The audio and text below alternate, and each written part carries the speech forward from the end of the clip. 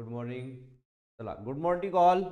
आपण सब्जेक्ट पाहताय basic electrical and electronic engineering.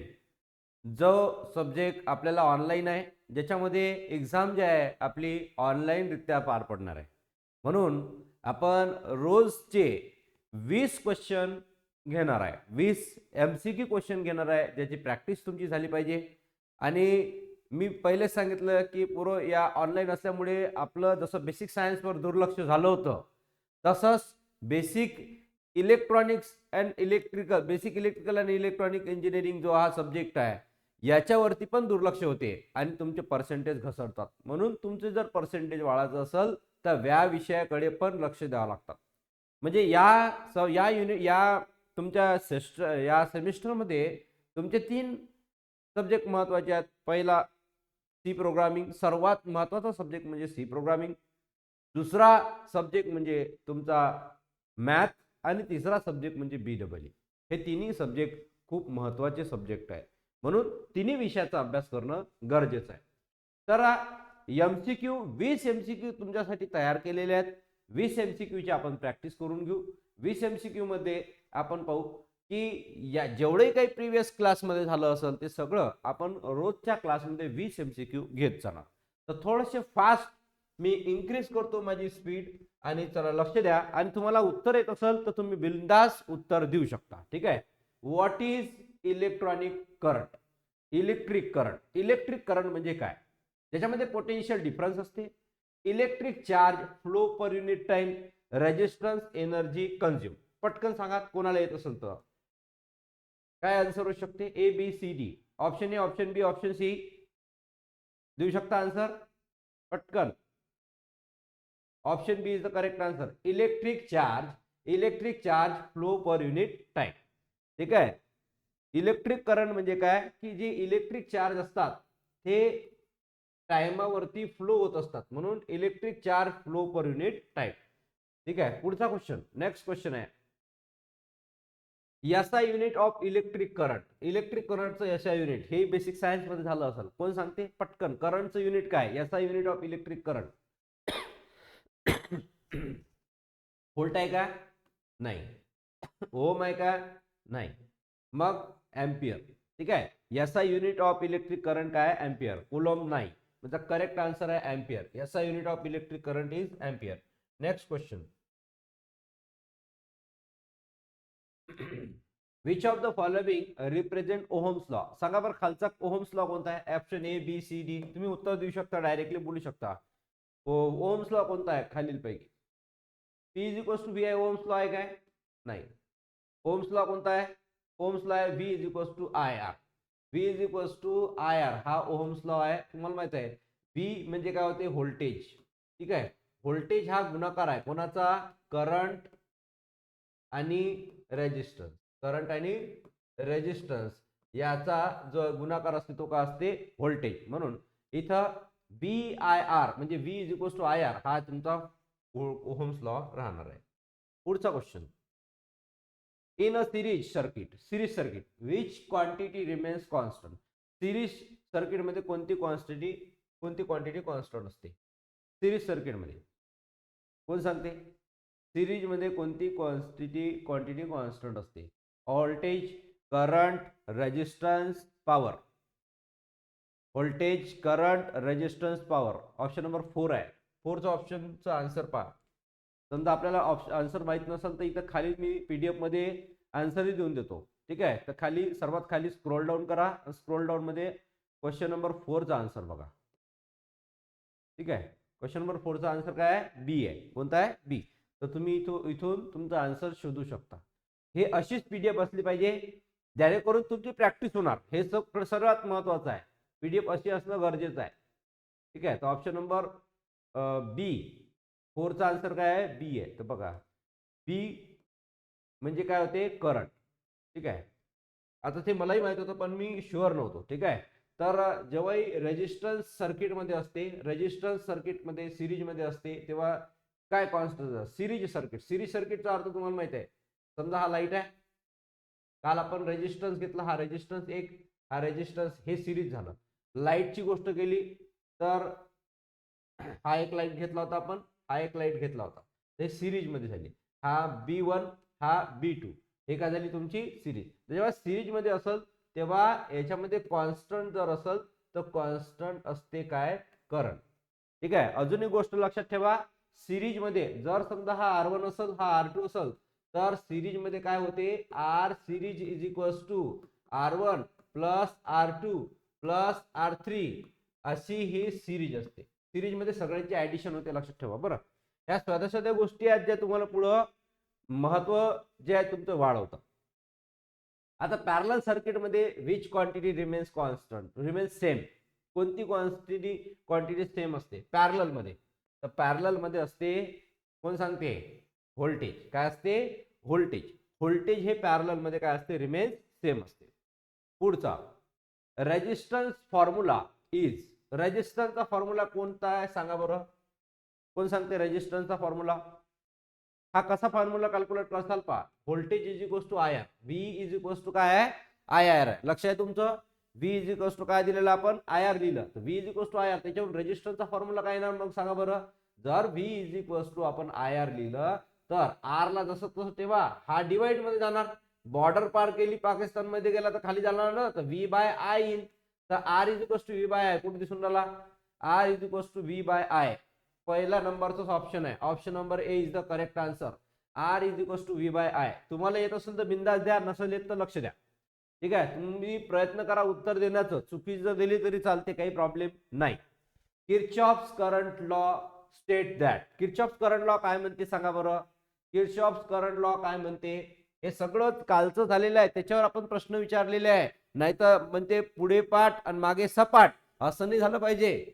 तुम्ही जेवढंही वाचलं, जेवढाही काही अभ्यास केला ना, त्याच्यावरची एमसीक्यू तुम्हाला प्रॅक्टिस करता आली पाहिजे, हे सर्वात महत्वाचं आहे. म्हणून sum of voltage in loop is zero. म्हणजे जेवढी काही व्होल्टेज असेल V1 V2 V3 या सगळ्यांची व्हॅल्यू झिरो असते. तर सांगा बरं असं आहे का त्याच्यात, नाही आहे, व्होल्टेज झिरो नसते. Sum of current at node is zero, हे असू शकते. जे काही करंट असाल, सगळे काही करंट असतील, त्या सगळ्या करंटचा जो करंट असेल तो काय असेल, zero. Option number B is the correct answer. हा किर्चॉफ्स करंट लॉ आहे, किर्चॉफ्स फर्स्ट लॉ आहे, किर्चॉफ्स फर्स्ट करंट लॉ आहे, ज्याच्यामध्ये I1 I2 I3 I4 या सगळ्यांची व्हॅल्यू किती असते, झिरो असते. I1 I2 I3 I4 या सगळ्यांची व्हॅल्यू काय असते, झिरो असते. पॉवर रिमेन्स कॉन्स्टंट, हे तर नाहीच आहे. रेजिस्टन्स रिमेन्स कॉन्स्टंट, हेही नाही आहे. म्हणजे करेक्ट आन्सर आहे option number B. Sum of currents at a node is zero. ठीक आहे. Sum of currents at a node is a zero. Next पुढचा क्वेश्चन पहा. Kirchhoff's voltage law states. Kirchhoff's voltage law state that. आता voltage law म्हणते, सांगा बरं याचं उत्तर काय असेल, सांगू शकता का तुम्ही. आता व्होल्टेज तिथं करंट लॉ होता, इथं व्होल्टेज लॉ. व्होल्टेज लॉ म्हणजे त्याचा शब्द पहा कुठे आहे, व्होल्टेज. व्होल्टेज ज्याच्यामध्ये असते त्याचं उत्तर आहे. इथं काय करंट. त्याचं व्होल्टेज लॉ म्हटलं, सेकंड लॉ म्हटलं तर व्होल्टेजचा, तर हे उत्तर नाही आहे. याच्यात व्होल्टेज आहे काय, नाही आहे. याच्यात व्होल्टेज आहे का, नाही आहे. व्होल्टेज कशात आहे, याच्यात आहे. म्हणून याचं उत्तर येईल sum of voltage drop in parallel loop is zero. म्हणजे इथं V1 plus V2 plus V3 plus V4 is equals to zero. जिथं व्होल्टेज जे आहे त्या व्होल्टेजची सगळी सम केल्या जाते, ऍडिशन केल्या जाते, आणि ते ऍडिशन केल्यानंतर त्याचा आन्सर किती येते, झिरो येते. ठीक आहे. Next, electrical power is given by. Electrical power, पाच सोपे सोपे प्रश्न विचारून राहिलो मी. हे सोपे सोपे प्रश्न एक्झाम मध्ये येतात. तुम्ही याची प्रॅक्टिस जेवढ्या वेळा करू शकता तेवढ्या वेळा करू शकता. कारण की आपल्या इथं हा एक फायदा आहे तुमचा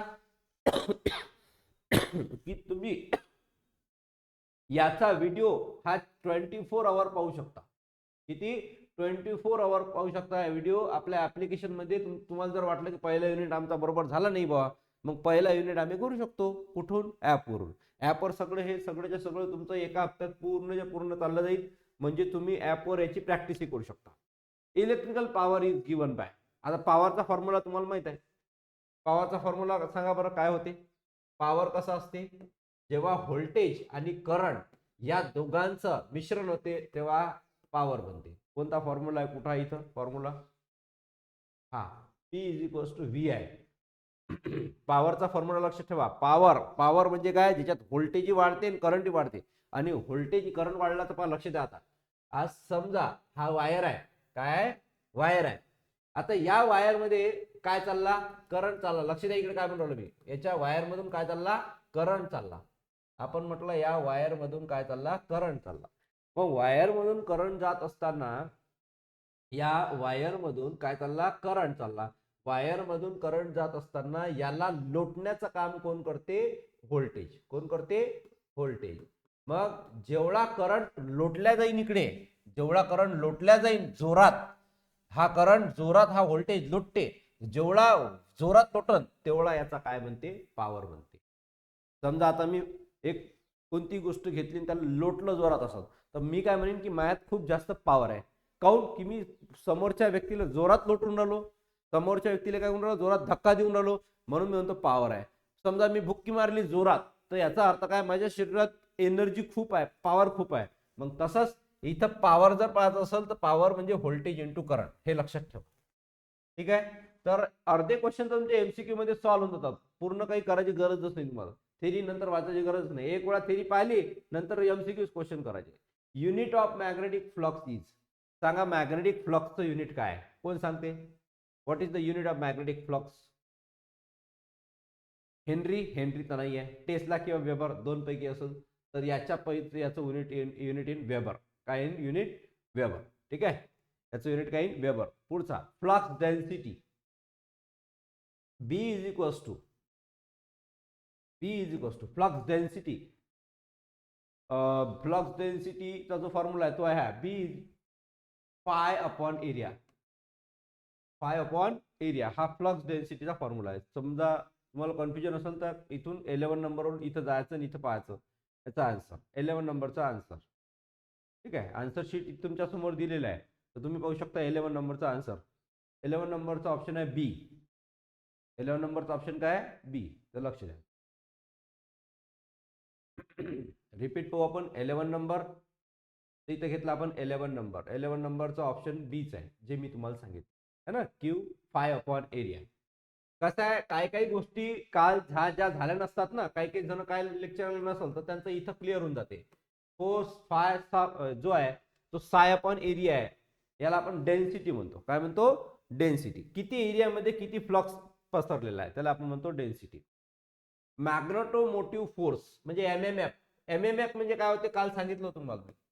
पहा, एमएमएफ म्हणजे हा एमएमएफ कसं एमएमएफ हा कोणाच्या बरोबर असते माहिती आहे का? व्होल्टेजच्या. व्होल्टेज आणि एमएमएफ एकच असते. व्होल्टेज आणि एमएमएफ काय असते, एकच असते. व्होल्टेजचा फॉर्म्युला काय तुम्हाला माहिती आहे? What is the formula of voltage? व्होल्टेजचा फॉर्म्युला काय? V is equals to I R current into resistance. ठीक आहे, तर ज्याच्यामध्ये असं असेल तो आपला फॉर्म्युला. म्हणजे एमएमएफ जो आहे मल्टिप्लिकेशन कुठे दिसून राहिलं, इथं. हा आहे तुमचा फॉर्म्युला, एन आहे. एमएमएफ म्हणजे नंबर ऑफ टर्म. एन म्हणजे पहा MMF is equals to number of term म्हणजे एन आहे इंटू करंट. लक्षात ठेवा, एमएमएफ म्हणजे काय होते, number of terms into current. समजा हा तुमचा काय कॉईल आहे किंवा मॅग्नेट आहे. या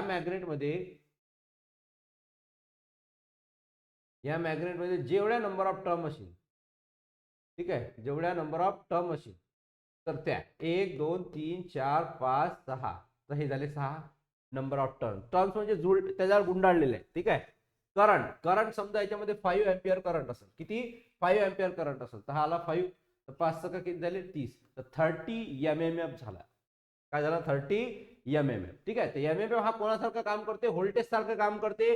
म्हणजे याच्यातून करंट लोटण्याचं काम करते. मॅग्नेटमधून करंट लोटण्याचं काम कोण करते? एमएमएफ. कोण करते? एमएमएफ. हे लक्षात ठेवा. तर एमएमएफ हा जो आहे हा मॅग्नेटोमोटिव्ह फोर्स आहे. याचा फुल फॉर्म पण लक्षात ठेवा. Magnetomotive force. एमएमएफ म्हणजे काय होते? Magnetomotive force.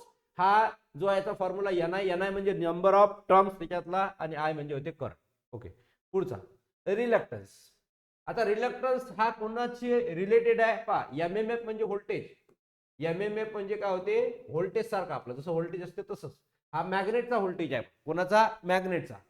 रिलॅक्टन्स, रिलॅक्टन्स जो आहे हा दुसरा भाऊ आहे कोणाचा, रिलॅक्टन्स कोणाचा आहे, रेजिस्टन्सचा. कोणाचा, रेजिस्टन्सचा. रेजिस्टन्सचं काम काय, विरोध करण्याचं, अपोज करण्याचं. काय करण्याचं, अपोज करते. अपोज म्हणजे विरोध करते. समजा एका मॉलमध्ये लोक जात असले तर तिथे एक बॉडीगार्ड असते, तो बॉडीगार्ड थांबवते, विरोध करते. काय म्हणते, तुमच्यापाशी जर बॅग काही साहित्य असेल पूर्ण चेकिंग करते तर ते बाहेर फेका म्हणते आणि तुम्ही एकटे अंदर या. मग तो जो विरोध करणारा असते तो रेजिस्टन्स असते. हा कोण असते, रेजिस्टन्स. यार हा जो रेजिस्टन्स असते हा करंटच्या बाबतीत असते, पण हा जो असते तो मॅग्नेटच्या बाबतीत असते. मॅग्नेट मध्ये रेजिस्टन्स जर असेल तर रिलॅक्टन्स म्हणतो. ठीक आहे, reluctance of magnetic material. Reluctance magnetic material म्हणजे काय, मॅग्नेटचा जो फोर्स असते त्याला थांबवण्याचं काम कोण करते, रिलॅक्टन्स करते. कोण करते, रिलॅक्टन्स करते. मग रिलॅक्टन्सचा फॉर्म्युला काय, तर ह्या जर माहित करायचा असेल तर रेजिस्टन्सचा फॉर्म्युला माहित पाहिजे. तर रेजिस्टन्सचा फॉर्म्युला कसा माहित पडत, तर ओम्स लॉ पाठ करा. V is equals to I R, तर voltage upon current is equals to R. ठीक आहे, voltage upon current is equals to R. आता पहा व्ही म्हणजे काय होते, ईएमएफ. व्ही म्हणजे काय होते, ईएमएफ. आता सांगितलं तुम्हाला अपॉन करंट, करंट म्हणजे माहित नाही आपल्याला, इज इक्वल्स टू रिलॅक्टन्स. ईएमएफचा फॉर्म्युला एन आय. ईएमएफचा फॉर्म्युला काय, N I upon something, N I upon something. तर इथं पहा हा एन आय नाही आहे, हाही एन आय नाही आहे, हाही एन आय नाही आहे, एन आय अपॉन साय. एन आय अपॉन साय इज इक्वल्स टू रिलॅक्टन्स. पाठ माझ्याही नाही आहे, पाठ माझ्याही नाही आहे, मी रिलेट करून राहिलो आणि तिचा आन्सर काढून राहिलो. मग असंच तुम्हाला लक्षात ठेवायचं आहे, रट्टा मारायचंच नाही आहे याच्यामध्ये. रट्टा मारसाल तर एमसीक्यू सॉल्व्ह होत नाही, हे लक्षात ठेवा. बरेचसे पोरं बम वाचून जातात, बम रट्टे मारतात, बम रट्टे मारतात. रट्टा मारायची गरज नाही. वाचा, जेवढं 2-3 वेळा वाचताना ऑटोमॅटिक तुमच्या दिमागामध्ये ते टेक्निक तयार होऊन जाते. हा हा याचा आन्सर तसा आहे, ऍझम्पशन तुमचं चांगलं होते. ठीक आहे, तर एन आय अपॉन साय हे याचा आन्सर. आपण काय करतो, एमसीक्यू मध्ये आपली मेंटॅलिटी सेट होऊन जाते. ऑनलाईनच एक्झाम आहे, आपण अभ्यास करत नाही आणि तिथंच पोरांचे पर्सेंटेज घसरतात. आता बेस्ट एक्झाम्पल मी तुम्हाला सांगतो, तुम्ही स्वतःच एक्झाम दिलेली आहे आणि सांगा बेसिक सायन्सचा कोणाला 100 आउट ऑफ 100 भेटले, असं कोण आहे तुमच्यापैकी? किंवा पहा तुम्ही सगळ्या विद्यार्थ्यांना विचारा मार्क्स या बेसिक सायन्स मध्ये किती भेटले. बेसिक सायन्स मध्ये मार्क्स तुमचे कमीच येणार, कारण की त्या विषयाकडे लक्ष देत नाही, तोच विषय तुमचे पर्सेंटेज घसरवते. म्हणून त्यासारखाच विषय हा आहे बेसिक इलेक्ट्रिकल अँड इलेक्ट्रॉनिक्स, याची पण एमसीक्यू एक्झाम राहणार आहे. ठीक आहे, ऑनलाईन. जे सत्य आहे तेच मी विद्यार्थ्याला सांगतो, चुकीचं बिलकुलही सांगणार नाही. हायर परमॅबिलिटी रिझल्ट इज, जर समजा परमॅबिलिटी जास्त असेल तर त्याचं काय जास्त असते, लोअर रिलॅक्टन्स असते, लोअर फ्लक्स असते, हायर रेजिस्टन्स असते, हायर रिलॅक्टन्स असते. क्वेश्चन नंबर 14, क्वेश्चन नंबर 14 चा आन्सर पहा.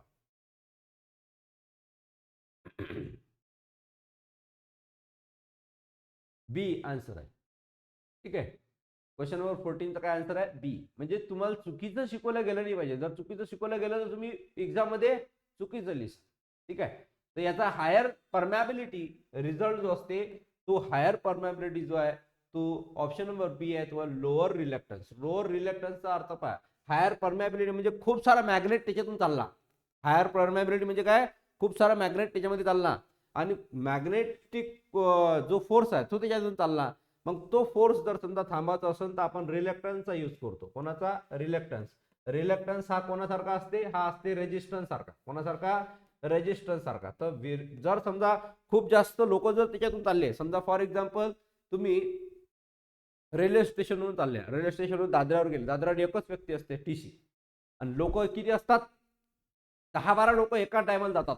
मग आता मला सांगा, तो एकटा माणूस आणि एवढे लोक चालले तर सगळ्या लोकांना हात धरून थांबू शकते काय, नाही थांबू शकत तो व्यक्ती. मग लोक जात राहतात जात राहतात जात राहतात, तर तिथं विरोध होऊ करू शकत नाही. तो एखाद्यालाच पकडतो, तो जो डिटेक्टेड वाटला की हा खराब व्यक्ती आहे किंवा याच्यापाशी तिकीट नाही आहे, त्यालाच थांबवते तो, है ना. तर तसंच हा रिलॅक्टन्स काम करते की हा लो रिलॅक्टन्स आहे, त्या टीसी सारखा आहे की तो पूर्ण लोकांना थांबू शकत नाही.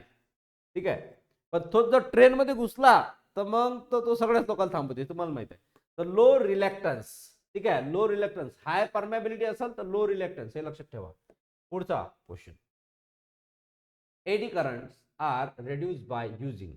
एडी करंट हा कशानं कमी होते, एडी करंट हा कशाने कमी होते तर लॅमिनेशन ऑफ कोअरचं लॅमिनेशन करा, कोअरचं लॅमिनेशन करा. लॅमिनेशन जर केलं आपण, कोअरचं लॅमिनेशन केलं तर एडी करंट काय होते कमी होते. Lamination of core. पुढचा question, hysteresis loss depends on. हा हिस्टेरेसिस लॉस कशावर डिपेंड आहे लक्ष द्या. हिस्टेरेसिस लॉस जो आहे तो डिपेंड आहे area of B and H, area of B and H. ठीक आहे, जो बीएच लूप असेल त्याचा एरियावरती हिस्टेरेसिस लॉस डिपेंड असते. Transformer works on which principle. Transformer कोणत्या प्रिन्सिपल वरती काम करते सांगा बरं. Transformer works on self induction, mutual induction, electrolysis, thermal conduction. त्याचं काम आहे म्युच्युअल इंडक्शन. ठीक आहे, ट्रान्सफॉर्मरचं जे काम आहे ते काय म्युच्युअल इंडक्शन. पुढचा question, transformer turns ratio is. Transformer turns ratio काय आहे कोण सांगते. Transformer turns ratio question number किती आहे 18. क्वेश्चन नंबर 18, 19 आणि 20 हे सगळे इथे दिलेले आहे.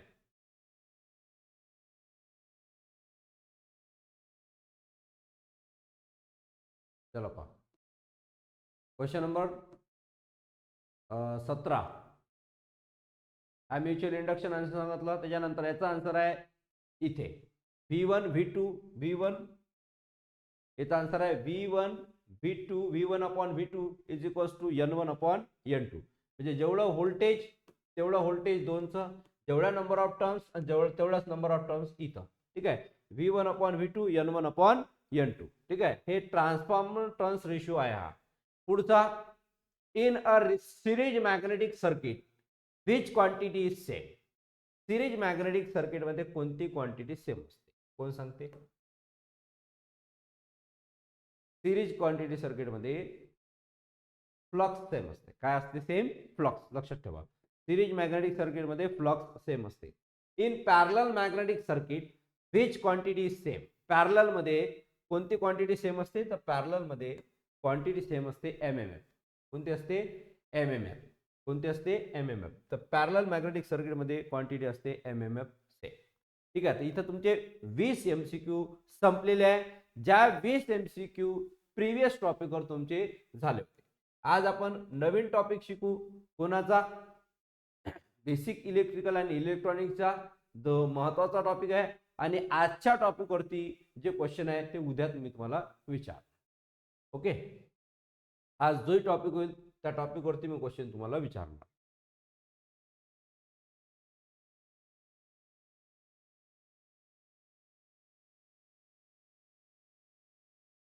चला, तर प्रिव्हियस टॉपिक मध्ये आपण काही गोष्टी शिकून घेतल्या आहे. हे पीडीएफ तुम्हाला मी ग्रुपवर टाकलेली आहे. ठीक आहे, जशी जशी हे पीडीएफ होत जाईल तसं तसं मी तुम्हाला ग्रुपवर हे टाकत जाईल. ओके,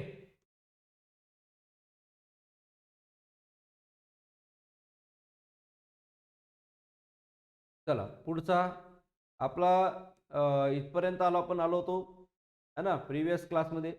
फॅराडेज फर्स्ट लॉ हा आपला चालू आहे. Faraday's first law, electromagnetic induction, Faraday's law. फॅराडेजचे लॉ वेगळे वेगळे आहेत. फॅराडेजचा करंट लॉ ही आहे, फॅराडेजचा इलेक्ट्रोमॅग्नेटिक लॉ आहे. फॅराडेजचे वेगवेगळे लॉ आहे. फॅराडेजनं वेगवेगळे लॉ लावलेले आहेत.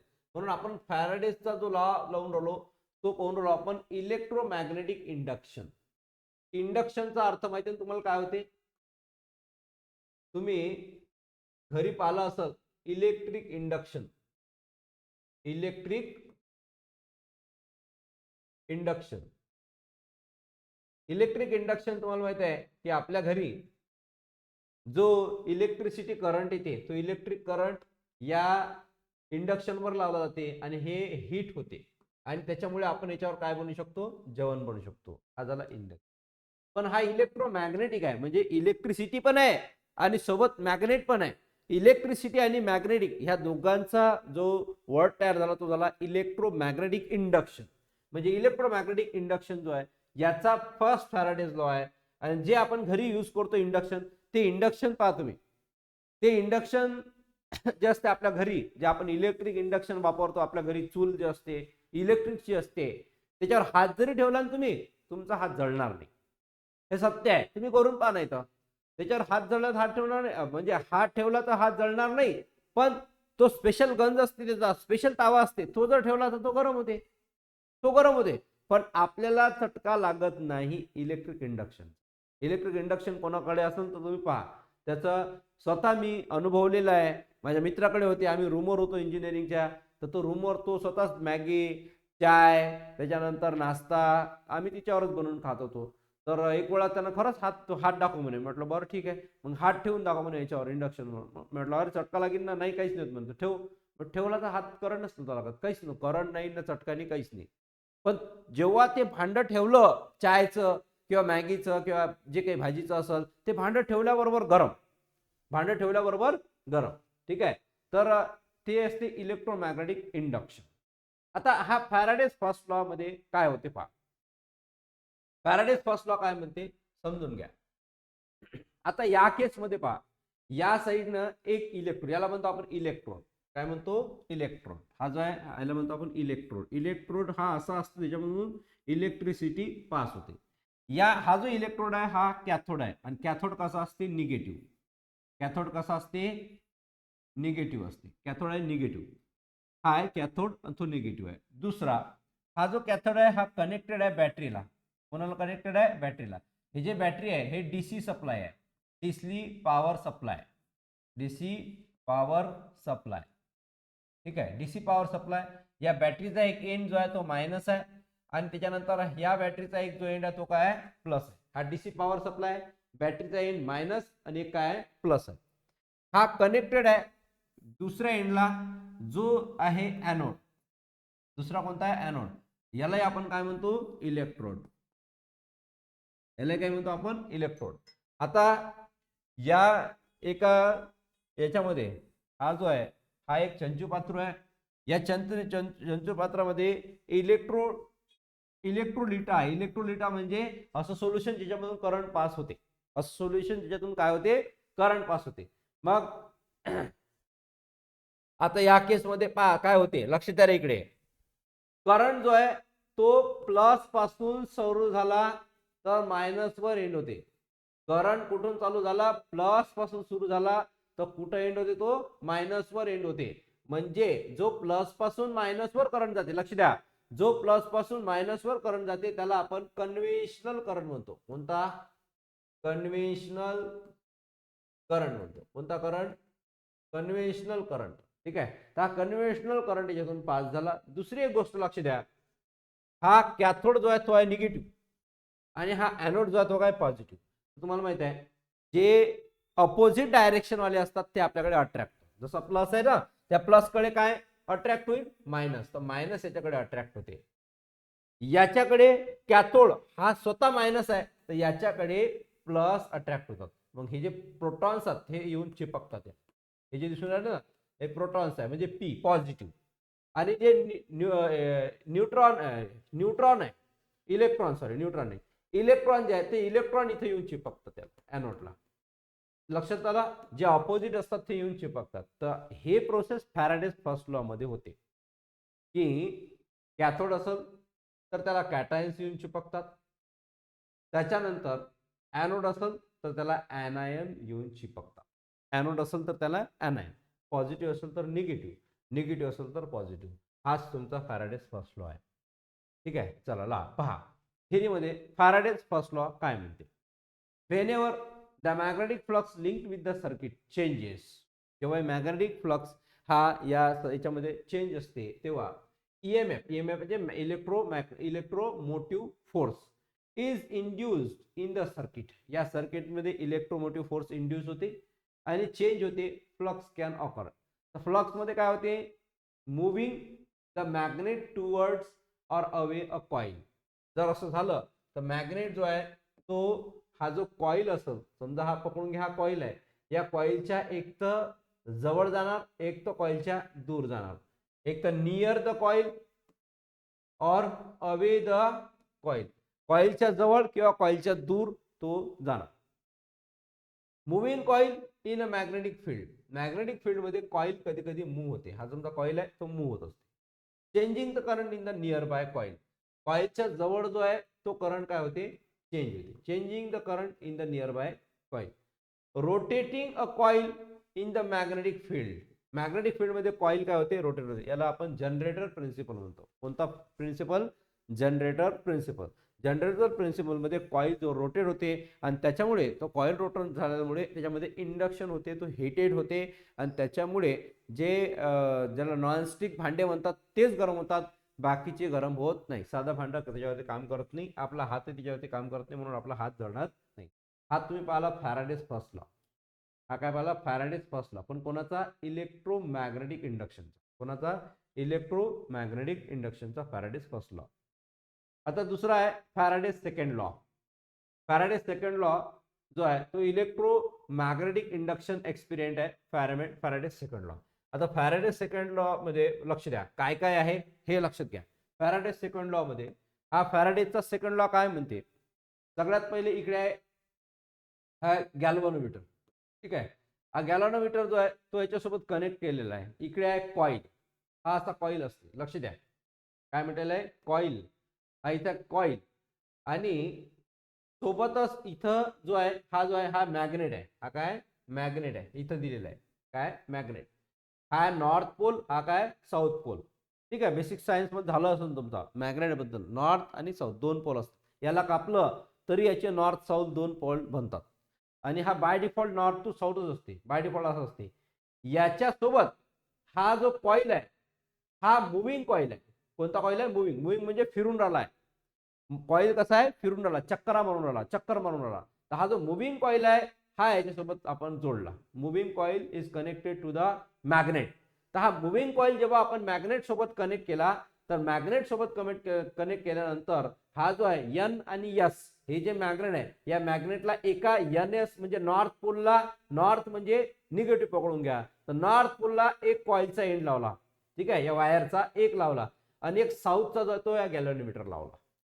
हा इथं रिडिंग देते. काय दाखवते? रिडिंग दाखवते. तर हा सेकंड लॉ काय करते? सेकंड लॉचं असं म्हणणं आहे की जेव्हा आपण हा कॉईल याच्यासोबत कनेक्ट करतो तर तेव्हा पहिला जो आहे तो नॉर्थला लावतो आणि दुसरा काय लावतो आपण? साऊथला लावतो.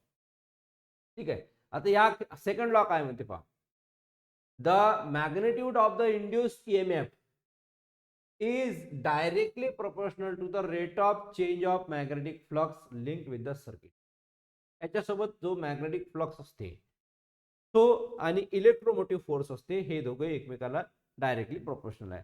मग डायरेक्टली प्रोपोर्शनल आहे तर मॅथमॅटिकली कसं होणार? लक्ष द्या. मॅथमॅटिकली असं होणार E is equals to minus N. N म्हणजे काय? Number of turn. Number of टर्नचा अर्थ काय होते?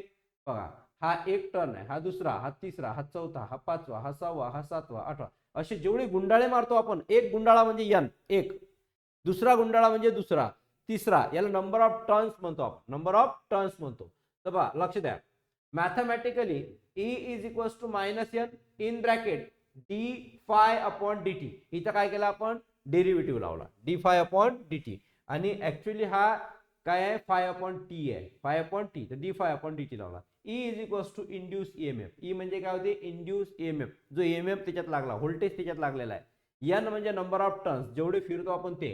एफ फाय म्हणजे मॅग्नेटिक फ्लक्स. मॅग्नेटिक फ्लक्स म्हणजे जेवढे मॅग्नेटचे वेव्ह त्याच्यातून जातात त्याला आपण म्हणतो मॅग्नेटिक फ्लक्स. ठीक आहे. तर फॉर्म्युला लक्षात ठेवा. D phi upon d psi upon D t rate of change of magnetic flux. याला म्हणतो आपण rate of change of magnetic. Time change झाला मॅग्नेटिक फ्लक्स कमी जास्त होते. टाइम चेंज झाला मॅग्नेटिक फ्लक्स कमी जास्त होते. तर लक्ष द्या. The negative sign indicate Lenz law. The negative sign indicate that. हा कोणता लॉ आहे? लेन्स लॉ आहे. निगेटिव्ह साइन आहे का याच्यात? यस, हा निगेटिव्ह साइन आहे याच्यात, म्हणून याला आपण काय म्हणतो? Lens law.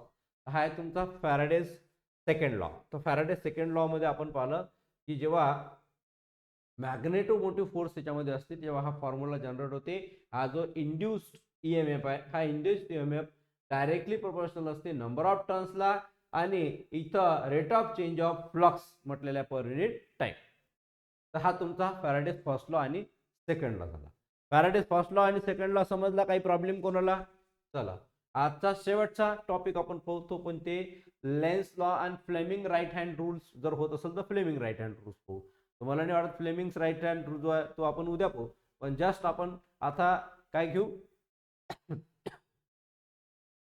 लेन्स लॉ पाहून घेऊ. Lens law. लेन्स लॉ काय म्हणते? तर लेन्स लॉ आपला इथूनच सुरुवात झाला की जेव्हा ईएमएफ इंड्यूस होते तेव्हा हे नंबर ऑफ टर्न्स काय होतात, मायनस होतात. म्हणजे मायनसचा साईन लावते म्हणजे काय झाला, लेन्स लॉ झाला. ठीक आहे, तर लेन्स लॉ काय म्हणते,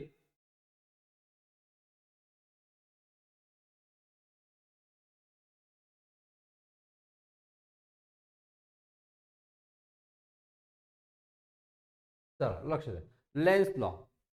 lens law state that the direction of the induced EMF, direction of the induced EMF म्हणजे जे इंड्युस्ड EMF असते त्याचं direction, electromotive force and induced current. EMF आणि करंट, EMF म्हणजे काय होते, EMF म्हणजे हा व्होल्टेज होते. EMF म्हणजे काय होते, व्होल्टेज होते, लक्षात ठेवा.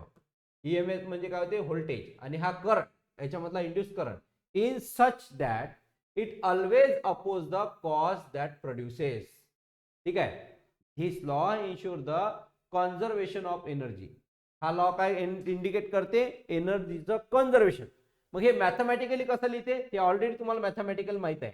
E is equals to minus n, ठीक आहे, in bracket D phi upon D t. हे ऑलरेडी झालेले इक्वेशन आहे. हा फॅराडेज फर्स्ट लॉ आहे, हा फॅराडेज सेकंड लॉ आहे. लक्षात ठेवा, फॅराडेज सेकंड लॉ काय आहे, E is equals to minus n bracket D phi upon D t. हे लक्षात ठेवा, फॅराडेज सेकंड लॉ. हे उद्या विचारणार मी क्वेश्चन. ठीक आहे, झाला. फॅराडेज सेकंड लॉ मध्ये इथं मायनस जो असते तोच तुमचा लेन्स लॉ असते.